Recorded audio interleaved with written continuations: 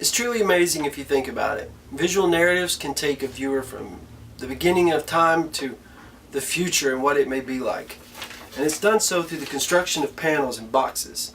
Whether it's even one box, one giant standalone piece, one snapshot in time, one small little insight or peek hole into a situation or an idea or a moment. So much can be conveyed through art. Art is meant to do that. You can't help but do that. When you look at something, you automatically consume it and think about it. You like it, you don't like it, it's confusing, it's very, very understandable. Art is relative and it's also subjective. It's amazing, it's wonderful, and you're creating it. So thank you for working through this course. We're heading on now to Section 3, Unit 1, and I'm really, really happy that you're with me. So let's go ahead and finish up for today. And be sure to post your work. And for this week's assignment, I'd like to see you choose a layout that you like. Whether it's one standalone piece or multiple pieces together, it doesn't matter. I want you to pick a narrative piece, either a painting or a page of a comic or a graphic novel or a children's book. Show me something that you like and enjoy. It can be a standalone piece, it could be a sequential art piece. And post it, save it, and then post it on the holler into the assignment section of this course. Alright, so thanks a lot. I look forward to seeing what you choose. I really do. Until next time, I'm Chris Epling, and thanks again for taking the Graphic Arts course. So, if I were to show you these three symbols, maybe I could color them in where you can see them. And if I were to tell you, as I was drawing these three symbols, that it's actually a word. In fact, it's a word that we commonly use, and especially in a workshop such as this. But these three symbols, to you or to me, seen before now, may appear just to be random symbol objects, lines, whatever they may be. But to the early Egyptians, these were actually very significant markings, and through these symbols, the Egyptians were able to communicate much as we do today through words. And in fact, each one of these symbols represented a letter. A-R-T. Art. Symbols have been used throughout history to show different types of situations, different types of events happening, and they're used primarily in early civilizations. And if you want to call them civilizations, these were actually early cave paintings. And most of these can be found in France. But if you notice them, they depict an image. That image tells something. It's actually a form of communication. We think of art often today as being something beautiful, which it can be and often is. And we think of art as being something that translates maybe emotion or conveys a certain type of attitude, which is all true too. But we don't always think of art as communication. But symbols and drawings and shapes can be conveyed into some sort of a symbol that represents communication. For instance, in this particular cave painting, we see people hunting with bow and arrow, and we also see antelope or some form of antelope, deer, running. Often they would leave, they being early civilizations, would leave these symbols on walls of caves to let others know who come to that cave that there's food around. Or perhaps there's horses, or perhaps there's more food, or even different types of animals. So mankind slowly started to use these symbols. They realized that it was a form of communication, and they started to form symbols into words. Now, of course, this is cross civilizations. Early, Cro-Magnon and different types of eras and things have produced different types of communication using symbol.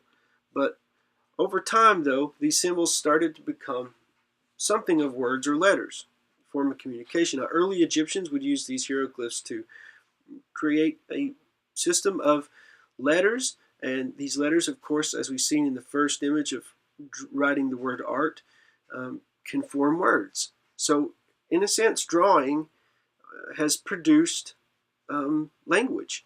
We communicate, letters produce words, which we speak words, but how can we speak art?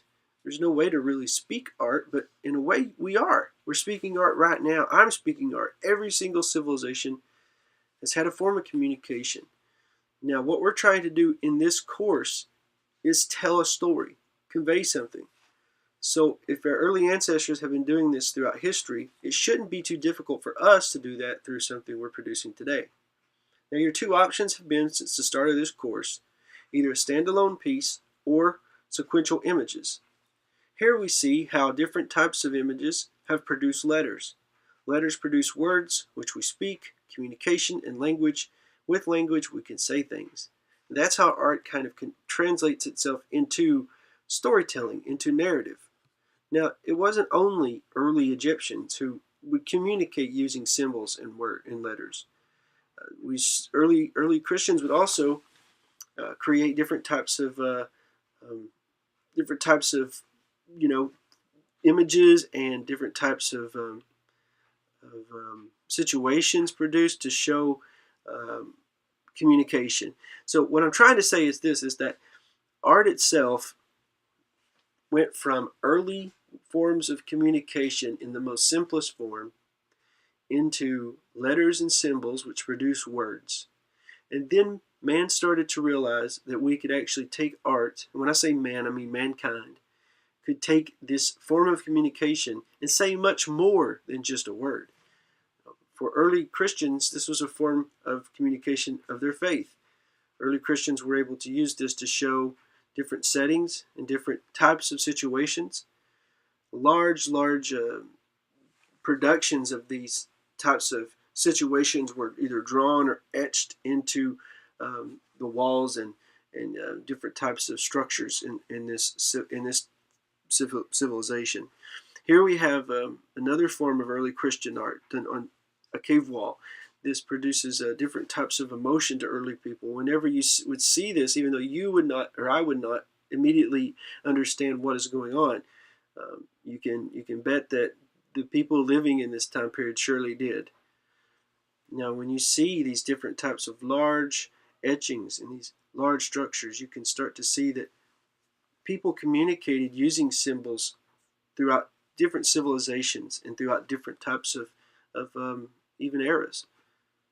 Early Chinese etchings and drawings would say many things. Sometimes they were very focused on architecture.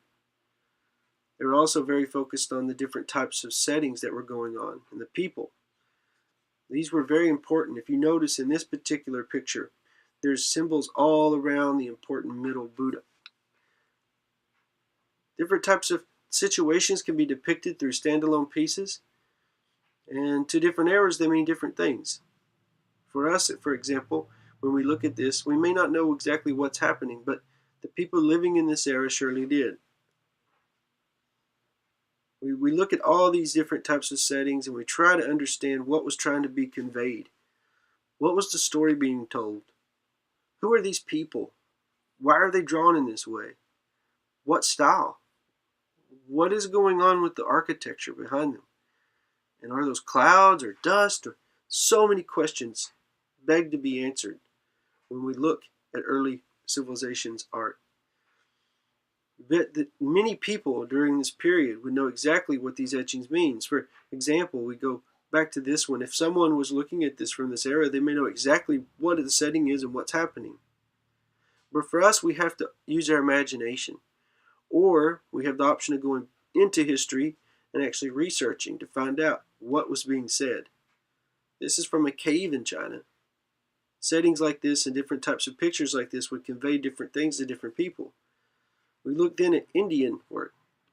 Now, Indian work had a lot of settings where they were drawn in caves as well, but also etchings into stone, telling a story, conveying an idea, sharing a narrative, getting a point across. Important people, important higher ups would often use these huge sculptures and these giant reliefs that would go across buildings, and people would walk by and look at these and they would be able to tell a story. Who's important here? Who's not? Who is winning? Who's failing? All across the different landscapes of different civilizations, art, sculpture, These things have been used to say something, to tell a story, and now you're telling a story. So what is your story going to be? Will people be able to look at your painting or your sequential piece many years from now and say, ah, I know what's going on? Or will it look something like this to other people? We only can guess. So even Russian work, if you look at the early Russian uh, different types of paintings and different reliefs from this, you can see that many of them used images in this way that we're talking about now today. We see this throughout history and throughout time, that many um, uh, points and dramas and narratives are shared. And look at the panels around this sequential piece here. In the middle we have an image, and then surrounding that image are different boxes. I call them panels. Maybe you could say that even early mankind was using these interesting ways of layouts for pictures to say something. And it could be almost said that early comics almost resemble these types of paintings from this civilization in Russia, this early civilization in Russia. We have panels, different boxes that say different things, surrounded by one central image. It's interesting to see this, but this is work here that was actually using comics, panels, boxes to say something. And look at their interesting order that they have these in. When you think of comics, typically you think of one box after another, one panel after another, but it's not always the case. You can have an image in the background with small boxes surrounding it. Let's look more at this before jumping ahead. There's something else I want to show you. Take a look at this piece. Now this is a sequential piece. This is using photography to show that. So here we have every single moment of this person's flip in the water. Every single second is, or not second I say, but every position is clearly defined and captured. Sequential pieces tell something, but look at the time space between the beginning of this panel to the end.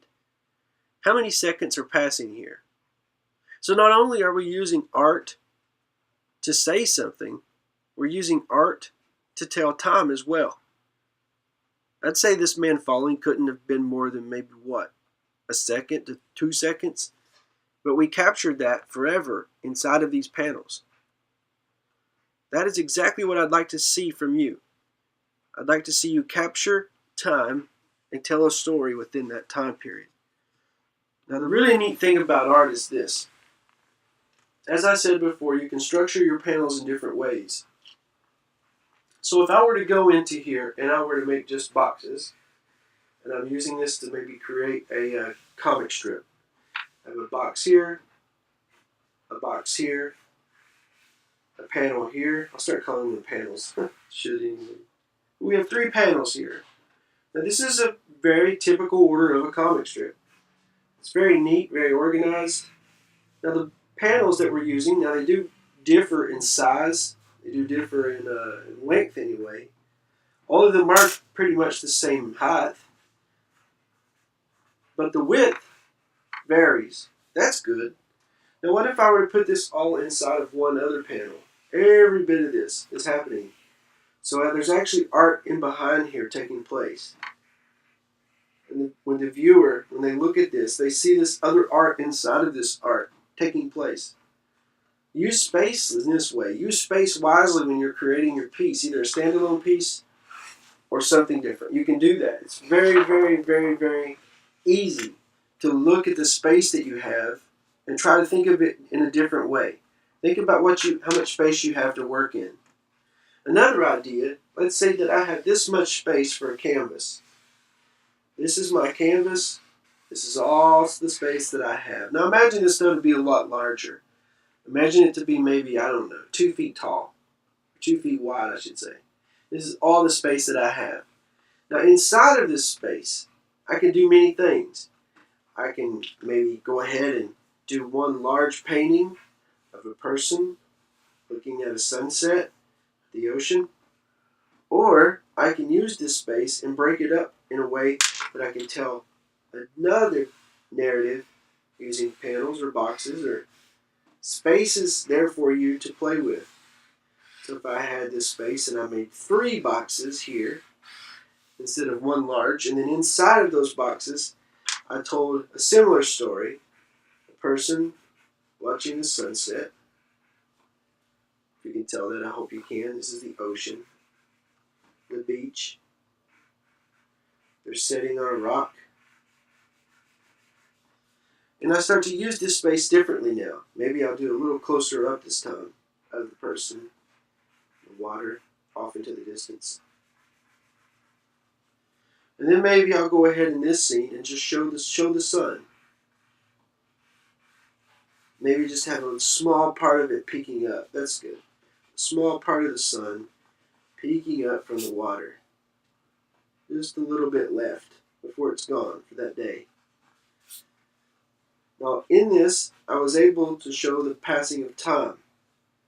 It's hard to tell exactly how much time had passed between the first panel and the last, but we can imagine, knowing what we know about sunsets, that it couldn't be more than a few minutes, okay? But we only know that because maybe we've had experience where we've actually encountered a sunset before. So use this space to show something. You don't have to show time passing, but you probably also can't get away from it, to be honest. It's going to happen. The cool thing about art is that we can show the passing of time in a really cool way. We can either show example here of the man falling, which is maybe a few seconds as we agreed, but we can also show something much larger than that. For instance, let's just pretend these are two panels from a story, a sequential story. Only two panels that we have. How much time can we actually show passing between those panels? There's a really wonderful book. Those of you who love comics and sequential art, it's called Understanding Comics, The Invisible Art. And in this book, which is written by Scott McCloud, he talks about the passing of time. And the really cool point that he makes is that inside of these panels here, this space in between what's happening, in between the narrative, this space here can be any amount of time we want. So between this happening and this happening, who knows? It could be 2 minutes, 2 years. It could be 200 years, 2,000 years. It doesn't matter. So the point he likes to make is that what if inside of this panel here, we have a couple of people and they're sitting inside of a cave and there's a fire here, okay? And these people are around the cave and the cave is above them, over their head, and on this cave we see cave paintings, okay? So we see those images of those deer running and the people shooting them with bow and arrow. And we see this on the cave. Now, once we see this image, we automatically believe this is many, many, many years ago, right? That's what comes up in our imagination. These people are sitting in this cave, they're hunter and gatherers, and it's many, many, many years ago. And then in this panel, he does something really cool where he shows this structure hanging out here. Okay, down below we have the Earth, and here's space. So we see a satellite in orbit, okay, and it's orbiting the Earth.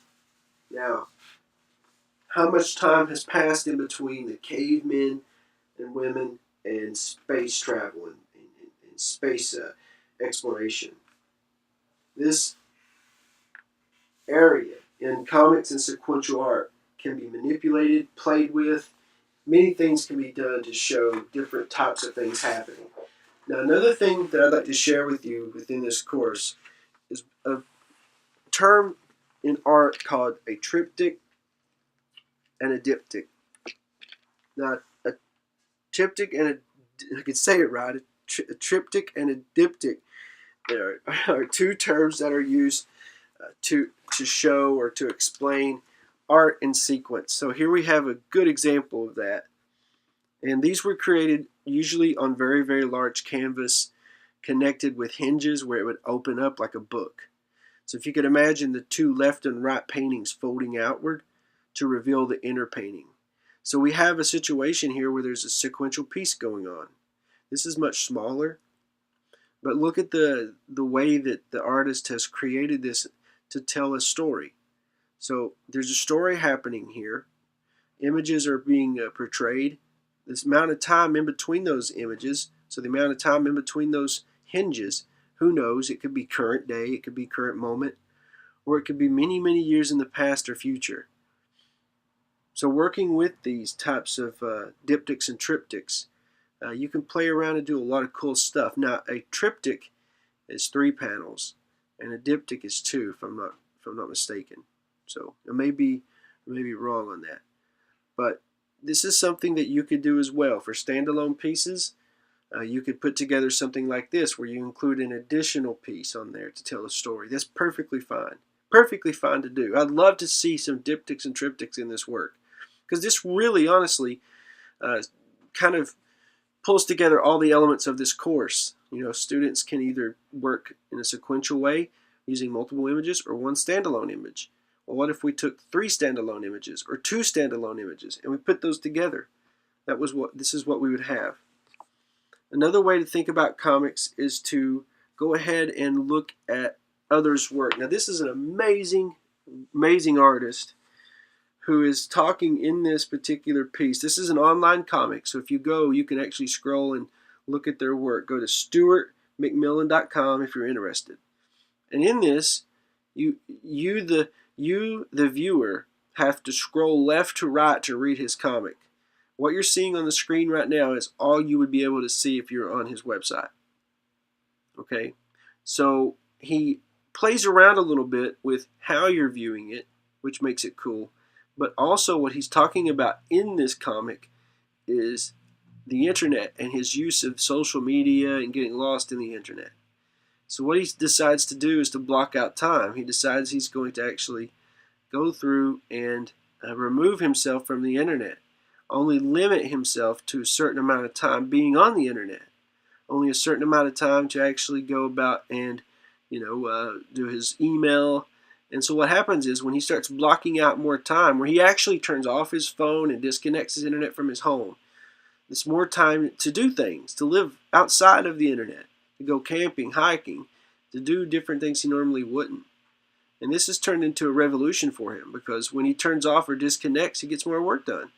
And at the end, you can actually watch videos. He talks about his work and why he's doing what he's doing and what he's trying to say, which can be really cool.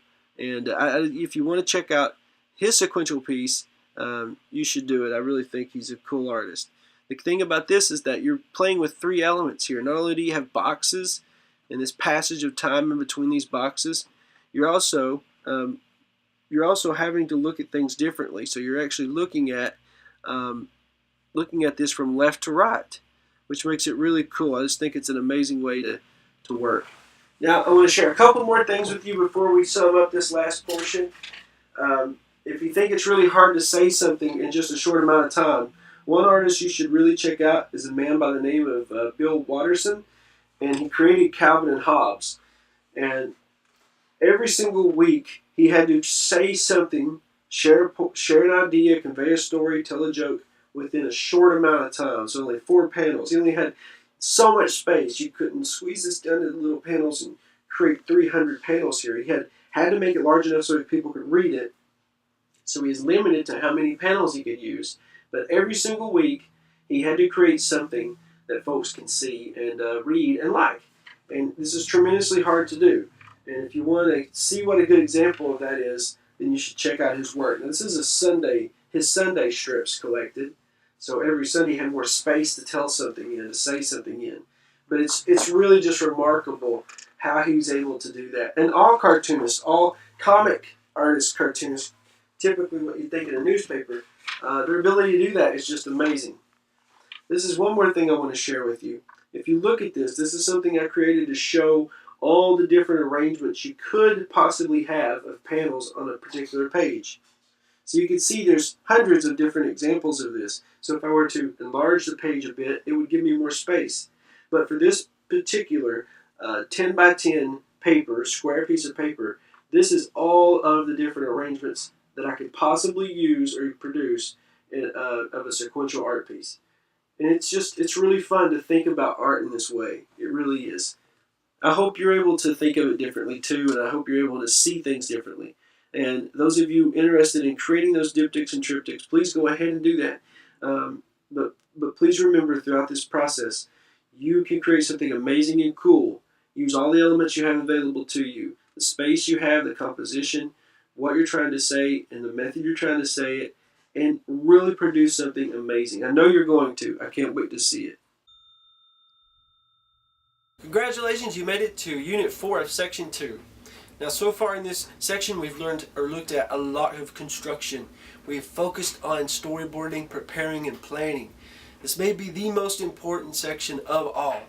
And for Unit 4, I thought it'd be appropriate to look at planning and construction of art and sequential art and narrative throughout history a little bit. Maybe look at the construction of how multiple images have been used.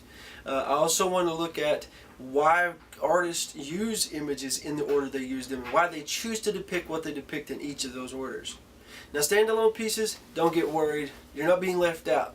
Every single time we reference an image and look at its composition, we look at the colors, we look at the layout, we look at why the artist chose to do what they did in that image, we are giving you information for your standalone piece.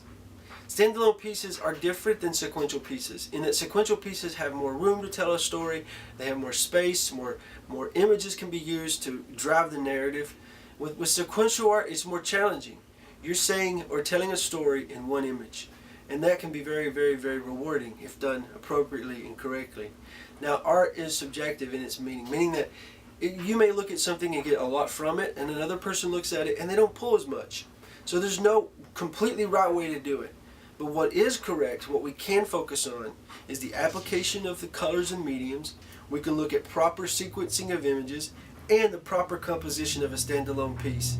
These things all together can help us form something that others can look at and pull something from. Whether that's different from one person to the next, it doesn't matter. What you're trying to say can be conveyed in that much space. So let's go ahead and get started with Unit 4 of Section 2 and look at sequential art and its narratives throughout history. I'm Christopher Epling, and thank you so much for taking this course.